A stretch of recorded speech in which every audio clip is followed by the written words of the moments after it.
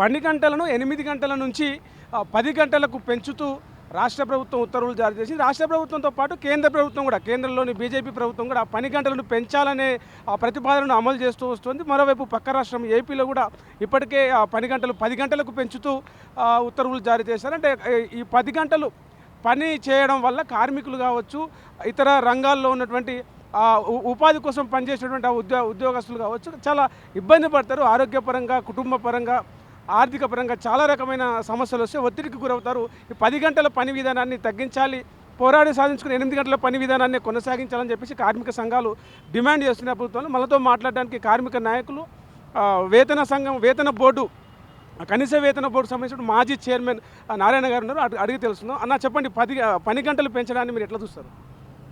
ఈరోజు పని గంటలు 8 గంటల నుంచి 10 గంటలు చేయడం అనేటటువంటిది మన రాష్ట్రంలో నిన్న తెలంగాణ కాంగ్రెస్ ప్రభుత్వం 282 జీవో ఆర్డర్ తీసుకొచ్చి 10 గంటలు అఫీషియల్గా షాప్స్ అండ్ ఎస్టాబ్లిష్మెంట్ యాక్ట్ ప్రకారం మొత్తం 10 గంటలు చేసుకోవచ్చు అనేటటువంటిది వెసులుబాటు తీసుకొచ్చింది.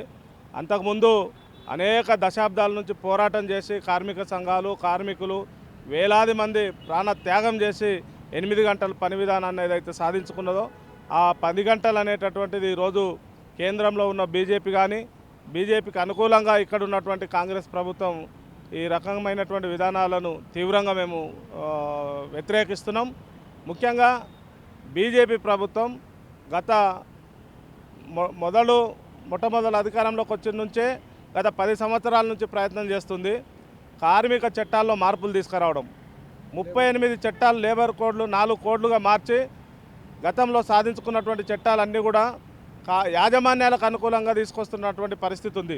దీనికి వ్యతిరేకంగా దేశవ్యాప్తంగా ఉన్నటువంటి కార్మిక సంఘాలు పెద్ద ఎత్తున పోరాటం చేస్తున్నాయి. అందులో భాగంగానే 9 తారీఖు నాడు దేశవ్యాప్తంగా బంద్ నిర్వహిస్తున్నాయి కార్మిక సంఘాలు.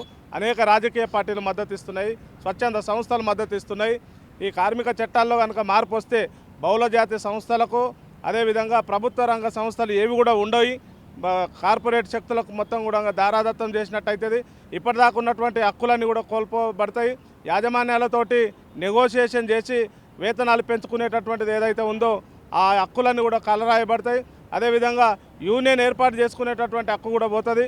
యూనియనే పెట్టుకునేటటువంటి హక్కు లేనప్పుడు కార్మికుడు ఏ రకంగా చర్చించుకుంటాడు?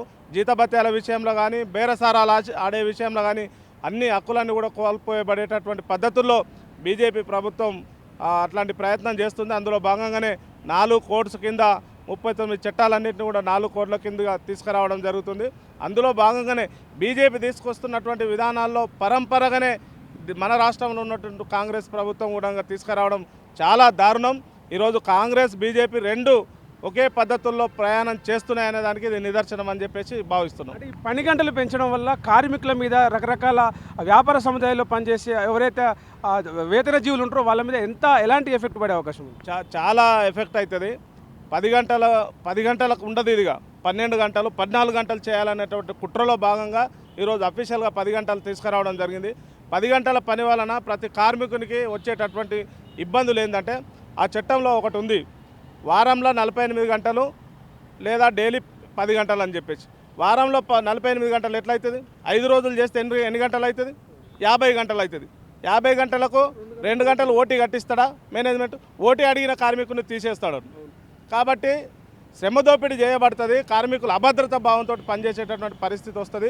ఇప్పటికే 8 గంటల విధానం ఏదైతుందో 8 గంటలు ఎందుకు ఒక శాస్త్రీయబద్ధంగా పెట్టినటువంటిది ఉంది.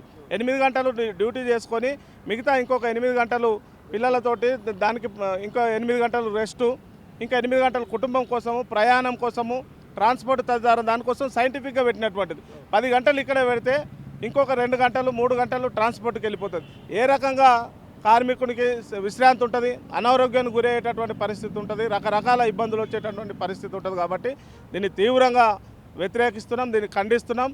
బీఆర్టీయూగా రాష్ట్ర వ్యాప్తంగా రేపు 9 తారీఖు నాడు ఈ విధానాలకు, బీజేపీ విధానాలకు వ్యతిరేకంగా పెద్ద ఎత్తున ఆందోళన చేస్తున్నాం. మా సూటి ప్రశ్న ఒకటి, కాంగ్రెస్ ప్రభుత్వానికి, కాంగ్రెస్ నాయకులకు, కాంగ్రెస్కు అనుబంధంగా ఉన్నటువంటి కార్మిక నాయకులకు, అనుబంధ సంఘాలకు మేము సూటిగా ప్రశ్నిస్తున్నాం. దీని మీద మీ వైఖరి ఏంటి? 10 గంటలు 12 గంటలు చేసుకుంటూ పోతే కార్మికులకు ఏ రకంగా కార్మిక హక్కులు ఉంటాయి చెప్పండి. ఈరోజు బీజేపీకి వ్యతిరేకంగా మాట్లాడుతున్నారు కాంగ్రెస్కి అనుబంధంగా ఉన్నటువంటి కార్మిక సంఘాలు. మీరు చెప్పండి, ఈ రాష్ట్రంలో బీజేపీ కన్నా ముందే అనేక రాష్ట్రాలలో ఈ చట్టాలను వ్యతిరేకిస్తున్నారు కొన్ని ప్రభుత్వాలు. కానీ మన రాష్ట్రంలో మీరు బీజేపీకి వ్యతిరేకం అనేటటువంటి కాంగ్రెస్ ప్రభుత్వము రేవంత్ రెడ్డి గారి నాయకత్వంలో వెంటనే మొన్ననే కార్మిక శాఖ మంత్రి చేశారు. వారం 10 రోజుల్లో ఈ రకమైనటువంటి రిజల్ట్ తీసుకొచ్చారు. దీన్ని మేము తీవ్రంగా ఖండిస్తున్నాం. కాంగ్రెస్ బీజేపీ రెండూ ఒకటే. కాబట్టి కార్మిక సోదరులారా, కార్మికులారా, ఉద్యోగులారా ఆలోచించండి. ఈ కార్మిక ప్రభుత్వం కాదు, కార్మిక శ్రేయస్సు కోరుకునేటటువంటి ప్రభుత్వాలు కావు. బీజేపీ కాంగ్రెస్ను ఎండగట్టేటటువంటి పరిస్థితి వచ్చింది. 9 తారీఖు నాడు పెద్ద ఎత్తున ఆందోళన చేసి ఈ కాంగ్రెస్ బీజేపీకి బుద్ధి చెప్పాలని చెప్పేసి పిలిపిస్తున్నాం.